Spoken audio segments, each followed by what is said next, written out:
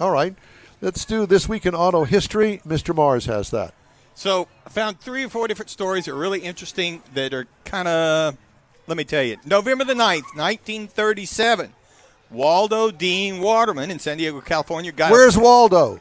Got a patent for a revolutionary automobile that could transform into an airplane or from an airplane into a car. Ooh, yeah. Now, this was called the Aerobile, Arrowbile. It was based on a high-wing monoplane with detachable wings. God. It was later powered by a water-cooled Studebaker engine, and you could transform it into a car, or you could take the car and transform it into an airplane. Hell, that's what I fly in Sky Eye right now. Exactly. Uh-huh. So the system was built so that the same wheel that drove the car drove the airplane. One steering wheel, all the controls, and everything was built to interact in between everything.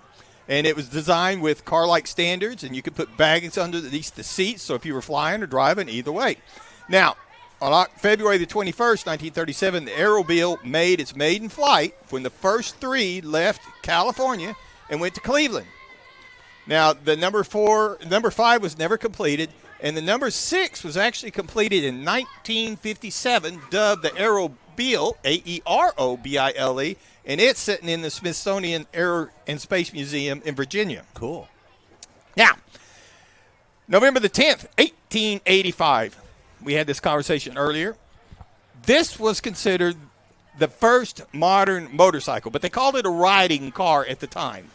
It was called the riding car, and at the controls was 17-year-old Paul Daimler, son of the bike's inventor, Gottlieb Daimler, Mercedes, all that good stuff. So he was the first biker.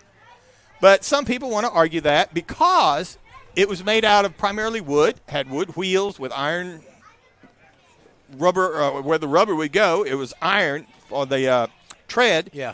And it had a platform on the bottom of it that had balancing wheels is what they called it. You know, what you used to call training wheels. So that they called them stabilizers, so they didn't really consider it a four-tire vehicle. So like they training wheels almost. Yeah, it was exactly like training wheels. And it was a single horizontal 264cc or 16 cubic inch engine. It's air cooling. Had a surface carburetor, and the ignition was by a hot tube. So it had a hot tube that was mounted on top of the engine. Underneath a hot the tube. I knew he was going there.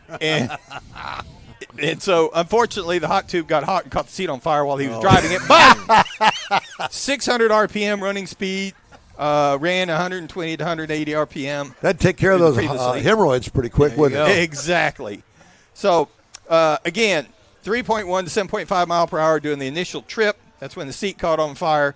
And so the fire destroyed the original creation in 1903, but they built several replicas, and they're in museums and stuff. But this is considered the first motorcycle. First barbecue. Yes. November the 12th, 1908, General Motors buys Oldsmobile. The founding of Oldsmobile took place in October the 14th, 1897. Between 1901 and 1904, the factory turned out the curved dash model, which is considered the first mass-produced automobile in the industry. Now, they used an automotive... There's no damn dash in it. It's curved. There's nothing there. It's a little footwell. Well, you've changed it. Anyway, go ahead. That's an old. This is the new model. They used it. The main thing was that they used it on an assembly line. Now, a lot of people talk about Ford created the assembly line. And all that. Ford had a automated moving assembly line where the car moved by itself. What Oldsmobile did before that, they would take the car, they would push it to the station, people would work on it there, then they would push it to the next station. Whereas before this came up, people would go to the car, and they would build the car completely, and then they would go to the next car. So while Ford kind of mechanized everything, he really didn't create the first assembly line.